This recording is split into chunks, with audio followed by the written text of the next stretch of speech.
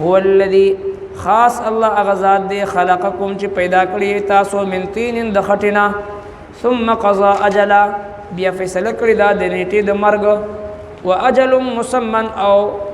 نیټه مقرر کړی د ټول مخلوق لرا عنده فعلم د الله کې دي ثم انتم تمترون بیا هم تاسو شک کوئ. سورة الانعام آیت نمبر 2.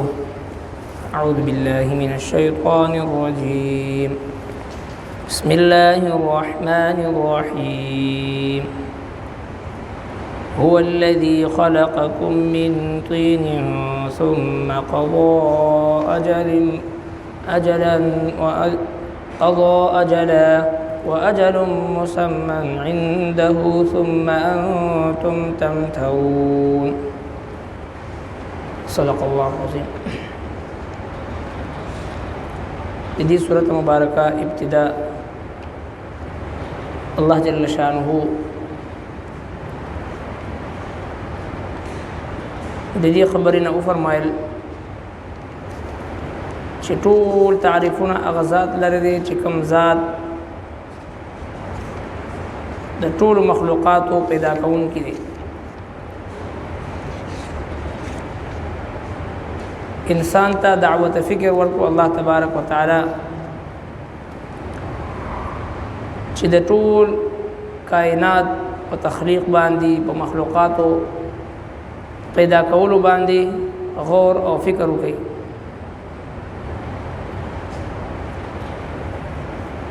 او داغین بعد الله تبارک وتعالى په دې دویم آیت مبارکه کې د انسان د تخلیق ذکر فرمای چې اول یو انسان لره پکار دی چې هغه خپل ارد گرد د کائنات په دې نظام باندې غور او فکر وکړي. الله تبارک وتعالى بغیر د نقشینا بغیر د اسبابنا بغیر د چا معاونت او د تعاوننا دا دومره لوی نظام څنګه پیدا کړی دی او دغه لک شانتي غور او فکر د الله تبارک وتعالى په دې مخلوقاتو کې دا د کلونو عبادتنا افضل دی. لہذا قرآن کریم کی اللہ تبارک و تعالی اولو الالباب دا عقل خاوندان و خیار خلق اغا خلق طویل دی الذين يذكرون الله قياما وقعودا وعلى جنوبهم. اولو الالباب خلق دا عقل خاوندان اغا خلق دی چې کم خلق پا ناستا پا ولاڑا پا ملاستا پا ہر حالت کی دا اللہ ذکر کئی او دویم دا صفت پکې وي د عقلمند خلکو کې او خيار خلکو کې کم د الله رب العالمین په نسبت باندې او خيار خلق دی اغا ويتفکرون فی خلق السماوات والارض د اسمانونو او د زمکي په تخلیق باندې په پیداوخ باندې غور او فکر کوي او بیا دا خبره کوي چې ربنا ما خلقت هذا باطلا ای زمونږ ربا دا هر سیز تا بیکار نه پیدا کړی سبحانك پاکی د تعالی رفقنا عذاب النار موږ د جهنم عذاب نه اوسات. نو د الله جل شانه په نظم باندې او خيار او دانا او عقل من خلق هغه دی چې د کائنات په تخلیق باندې غور او فکر کوي او داغینه بعد الله تبارک وتعالى انسان لا دعوت فکر ور کوي چې ته په خپل پیدا وخت باندې په خپل وجود باندې غور او فکر وکړه. فرمائے چې هو الذي خلقكم خاص الله جل شانه اغزاد دے چې پیدا کړی ته تاسو من طین د خټینا ثم قضى اجلا بیا فیصله کړی دا د نیټې د مرګ. الله تبارک وتعالى په قرآن مجید کې د انسان د تخلیق ذکر په مختلفو مراحل سره فرمایي ولقد خلقنا الانسان او یقینا من پیدا کړی د انسان من سلاله من طین د خلاصې د خټینا د خټې د خلاصې نه موږ پیدا کړی دی. بیا ثم خلقنا النطفة علقة ثم جعلناه في قرار مكين. الله رب کائنات د انسان دا نطفه دا په د مور پر رحم کې 9 میاشتې محفوظ وساتي. ثم خلقنا النطفة علقة بیا دغه نطفینا علقه جوړه شي د وینې لوتره جوړه شي. ثم خلقنا النطفة علقة فخلقنا العلقة مضغة بیا دغینا د غوښې لوتره جوړه شي. فخلقنا المضغة عظاما بیا پاغي باندې اډوکې راشي. فکسونا العظام لحما بیا دغې د پاسه نور غوښه راشي. ثم انشأناه خلقا آخر بیا الله تبارک وتعالی د نور پیدائش انتظام کوي. فتبارک الله احسن الخالقین برکت والا د اغزاد بهترین پیدا کون کې دي. نو الله جل شانه د انسان د تخلیق مراحل قرآن کریم کې مختلف ذکر کوي. اول د خاورنا ابتداء انسان حضرت آدم علیہ السلام پیدا او فرمایل. بیا د هر انسان د تخلیق سبب دغه خوره ګرځي. دی خورنا د زمکینا د خوراک اسکاک سيزونه روزي هغه انسان اخري. دا غینا هغه ماده منویه جوړ شي. هغه ماده هغه منی د خاوند ملانا د خزي رحم ته منتقل شي. او بیا رب کائنات په خپل قدرت کامله سره د مور هغه رحم کې د دې پرورش تنظیم شروع. او د ټول کائنات ساينسدانان او ماهرین چې راجم شي د دغه مور پر رحم کې د انسان د پیدایش چې کوم مراحل دي هغه ته حفاظت نشي ورکولی. او دنیا چې ډیره ترقی وکړه ډیر چې عروج ته ورسېدو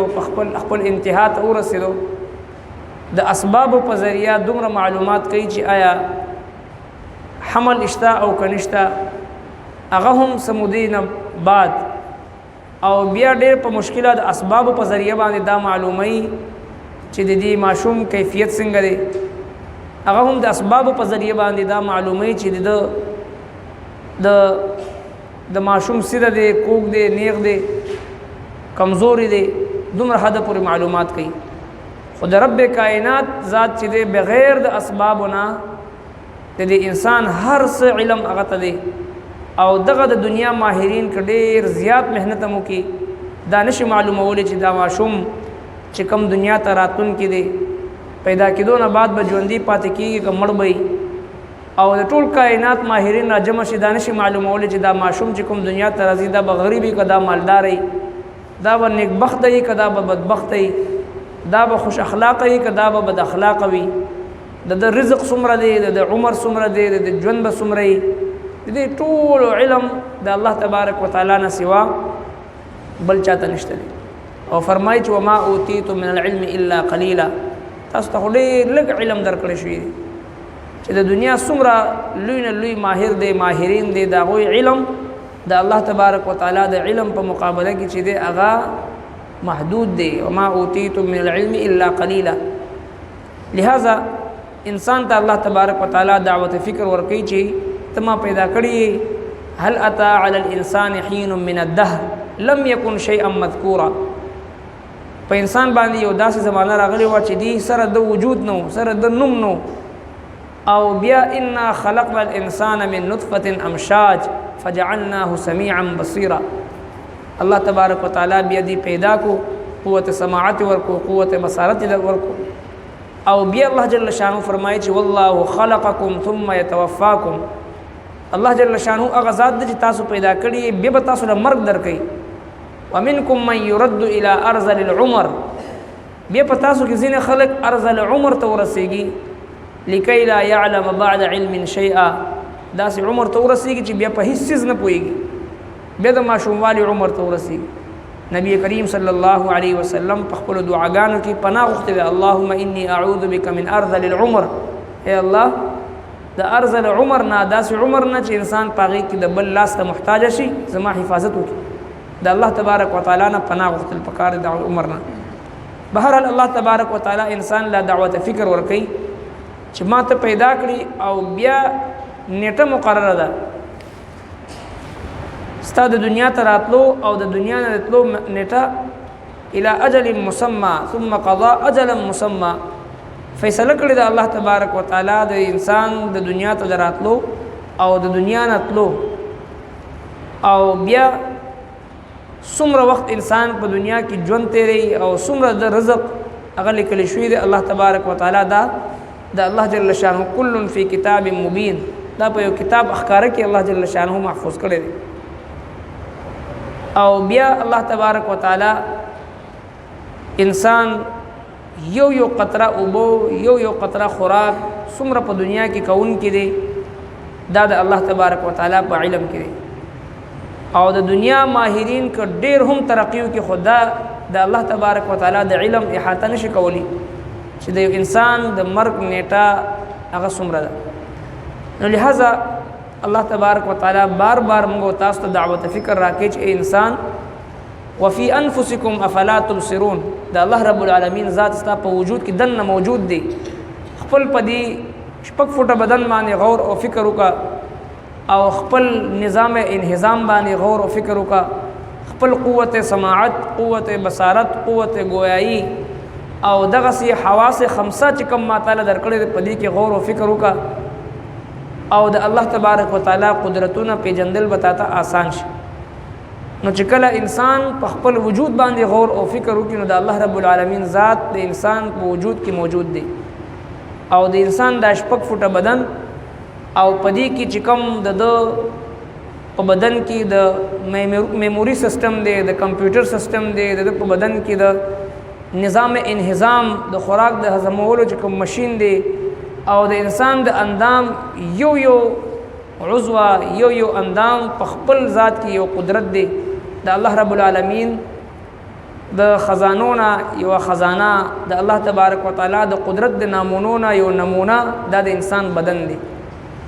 او انسان لره د خپل نعمتونو قدر هغه وخت معلومیږي چې کله انسان د قوت سماعت نه محروم شي د اوریدلو نه محروم شي د کتلو نه محروم شي د ګرځیدلو نه محروم شي او یو نعمت احساس انسان ته ال کېږي چې کله په نعمتونو باندې زوال راشي لہذا د کامیاب خلکو نه خداوي چې کله په وجود کې دم وي زور وي او د بدن قوتونه طاقتونه دا بحال وي په دې وخت کې انسان دا قوتونه په حرامو کې استعمال نه کړي دا الله په نافرمانی کې استعمال نه کړي دا الله په معصیت کې استعمال نه کړي کوم مقصد لپاره الله تبارک وتعالى دا قوتونه ورکړي چې په غزي باندې استعمال شي نو دغه د انسان د کامیابی نه خدا رب کائنات بار بار موږ تاسو ته د دې خبره دعوت فکر راکې چې انسان تما پیدا کړی د خټینا او دین ما اشرف المخلوقات او دومره خپل انسان ته جوړ کړی لہذا زما د نعمتونو استعذار همیشه کوا یو مسلمان همیشه په دې سوچ او فکر تصور باندې بجون تیری چې زه خوري ما زما ابتدا هم خوره ده او انتها هم خوره ده منها خلقناکم وفيها نعيدكم ومنها نخرجكم تارة اخرى د خور نه پیدا خور بدن جوړ شي نو بیا په دې اوسو کال ژوند کې تکبر د سشي غرور د سشي او فخر د سشي او کبر او لوی د سشي او راتلون کې ژوند لپاره ذخیره اندوزی د سشي او راتلون کې ژوند بهتر مستقبل په سوچ کې د بل ژوند تبا کول د بل ژوند ته نقصان اذیت رسول دا په کم کاته کې او په کم سوچ او فکر سره ابتدا خوره ده انتها خوره ده ابتداءً وجود چې د خور نه دی ختمېدون کې بیا انتها چې د خوره ده نو بیا په دنیا کې غرور او تکبر د انسان سره شای نشان نه دی هو الذی خاص الله غزاد دی خلقکم چې پیدا کړی تاسو من طین د خټینا ثم قضا اجلا